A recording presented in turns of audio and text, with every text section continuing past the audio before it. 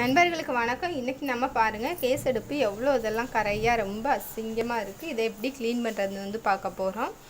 இது பார்த்திங்கன்னா இதுக்கு பேக்கிங் சோடா எடுத்துருக்கேன். இதுக்கு பதிலாக லெமன் கூட எடுத்துக்கலாம். லெமனை விட பேக்கிங் சோடா நல்லாயிருக்கும். பேக்கிங் சோடா இல்லைன்னா லெமன் எடுத்துக்கோங்க. இது வந்து கடைகளில் கேட்டால் தருவாங்க. வினிகர் பார்த்திங்கன்னா 27 ரூபா இந்த மாதிரி தான் இருக்கும். பாருங்கள் இவ்வளோ இருக்குது. நம்ம ஏதாவது க்ளீன் பண்ணுறதுன்னா வந்து யூஸ் பண்ணிக்கலாம். இவ்வளோ தேவையில்லை, கொஞ்சம் மிளகா தான் எடுத்துக்க போகிறோம்.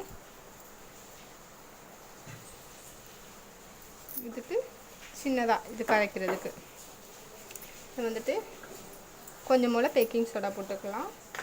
இந்த வினிகர் ஊற்றினோடனே ஒரு மாதிரி வந்து நுரைச்சி வரும். இது வந்து எல்லாத்துக்குமே வந்து க்ளீன் பண்ணுறது எல்லாத்துக்குமே வந்து யூஸ் பண்ணிக்கலாம். கொஞ்சமாக ஊற்றிக்கோங்க. ஒரேடியாக நிறைய ஊற்றிடாதீங்க, பொங்கி வெளியே வந்துடும். இப்போ ஒரு கம்பி நார் எடுத்துக்கோங்க. கம்பி நார் வச்சு நல்லா இந்த மாதிரி வந்து தேய்ச்சிக்கலாம். இப்போ கம்பி நாரில் கொஞ்சம் கொஞ்சமாக எடுத்துக்கோங்க. நீங்கள் ஒரு வாரத்துக்கு ஒரு டைம் இல்லை வந்து டெய்லி சமைச்சு முடிச்சதுக்கப்புறம் நைட்டு வந்து இந்த மாதிரி அப்பப்போ இது பண்ணிட்டீங்கன்னா ரொம்ப வந்து போயிடும் எல்லாமே. அப்படியே விட்டிங்கன்னா கரை பிடிச்ச கேஸ் அடுப்பே வீணாக போயிடும். ஒரு சிலர் பார்த்திங்கன்னா டீ கரை இதெல்லாம் அப்படியே வந்து விட்டுருவாங்க. பார்த்திங்கன்னா அடுப்பு பர்னர் எல்லாமே போயிடும். எண்ணெய் பிசு பிசுக்கு இது எல்லாமே போயிட்டு அழகாக சூப்பராக வந்து காமிக்கிறேன். இந்த மாதிரி பண்ணிங்கன்னா பர்னர் வந்து எடுத்துடலாம். ஏன்னா பர்னரும் அதுலேயே ஒட்டிக்கிட்டு ரொம்ப கஷ்டமாக இருக்கும். இந்த மாதிரி நல்லா வந்து தேய்ச்சிக்கோங்க. கொஞ்சம் நம்ம அழுத்தம் கொடுத்து தான் தேய்க்கணும். நான் அப்பப்போ இது பண்ணிடுவேன். சரி வீடியோ எடுக்கிறதுக்காக வந்துட்டு இந்த மாதிரி வச்சுருந்தோம். மெயின் பார்த்திங்கன்னா டீ பால் இதெல்லாம் பொங்கி வழிஞ்சிச்சுன்னா அப்பப்போ தொடச்சி எடுத்துட்டிங்கன்னா உங்களுக்கு வந்து அடுப்பு எப்போவுமே சுத்தமாக இருக்கும். பாருங்கள் முன்னாடி இருந்ததுக்கும் இப்போ இருந்ததுக்கும் நல்லாவே டிஃப்ரெண்ட் தெரியும். நல்லா தேய்ச்சிட்டு உங்களுக்கு காமிக்கிறேன். இப்போ பாருங்கள் முன்னாடி இருந்ததுக்கும் இப்போ இருந்ததுக்கும் நல்லாவே டிஃப்ரெண்ட் தெரியும். ஃபஸ்ட்டு ஒரு பழைய துணி வச்சு துடைச்சிக்கோங்க. தண்ணிலாம் எதுவுமே ஊற்றி துடையக்கூடாது, துணி வச்சு தான் துடைக்கணும்.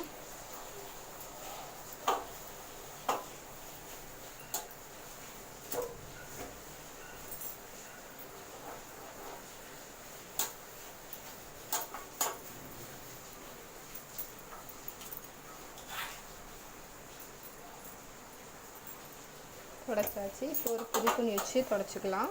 ஈரம் இல்லாத துணியாக பார்த்து எடுத்துக்கோங்க.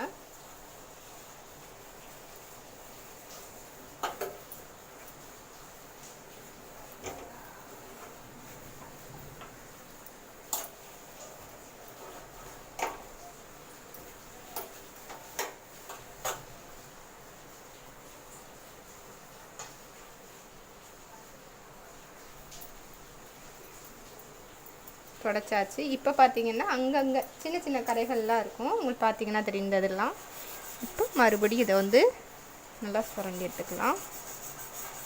ஏன்னா ப்ரெஷ்ஷில் நம்ம யூஸ் பண்ணுற ப்ரெஷ்ஷு அதை வச்சு இது மாதிரி பண்ணோன்னா சீக்கிரமாக போயிடும்.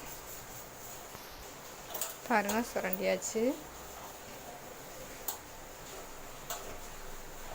இங்கேயுமே இருக்குது பாருங்கள் ஸ்க்ரூ குட்டை. இதெல்லாம் வந்து கொஞ்சம் ப்ரெஷ் வச்சு எடுத்தால் போயிடும் எல்லாமே.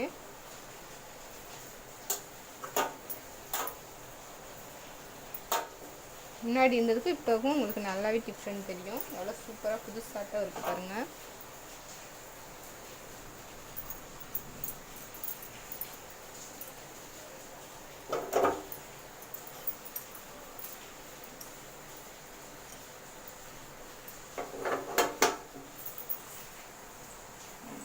அவ்வளோதான். என்னோட இந்த பதிவு பிடிச்சிருந்ததுனா லைக் பண்ணுங்கள்.